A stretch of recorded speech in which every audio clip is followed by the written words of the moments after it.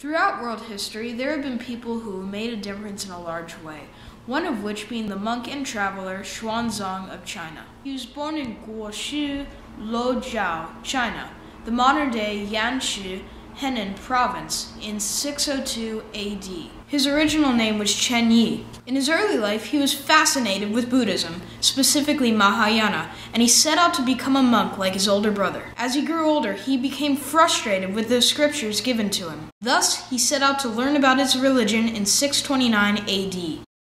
A trek to India, the Buddhist homeland. He arrived in 663 AD, where he visited all the sacred sites connected with the Buddha, as well as various monasteries, specifically the Nalanda Monastery, where he spent a large portion of his time. He returned to Chang'an, the Tang capital, in 645 AD, which made his absence 16 years. 16 years! That is a long field trip, so don't complain about a weekend stay at Grandma's house. On his arrival, he received a royal welcome from the emperor, who offered him a ministerial post. Zang declined the offer so he could be dedicated to his religious duties. Really? That's amazing! That's right, Mini-Me. Yes, it is.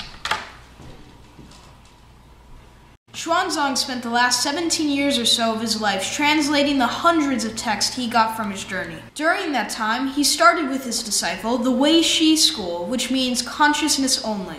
The school grew a large reputation in China and neighboring countries. Sadly, Zang died in 664 AD in Chang'an, China.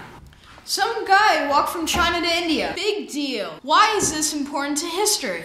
First off, Zang has been an extremely important resource for archaeologists. Through his records, we have been able to reconstruct ancient sites, learn about political boundaries, and learn about the peoples during his time. And most importantly, we got insight into the Silk Road trade network and the peoples on it.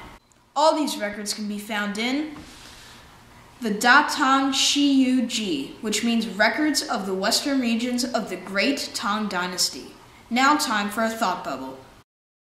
Sorry, we don't have any budget. Within the book, he describes his experiences and observations of the areas. Some scholars refer to his observations as comparable to Pausanias' observations in Greece, which, like Zang, allowed for the reconstruction and study of ancient Greece due to the rich detail and description. As stated previously and stated again by this lovely banner, Zang had an impact on world history. Besides giving scholars insight into his time period, he allowed for the spread and enrichment of Buddhism. He clarified previous issues with understanding. In 653, a Japanese monk named Do Sho came to study under Zang. After he completed his study, he returned to Japan to start the Ho Sho School, which became an extremely influential school in Japan. This is just one example of the great impacts of Zang, one of the great travelers of the Silk Road. Next week on Crash Course, we will be covering the Indian Ocean trade routes. See you then.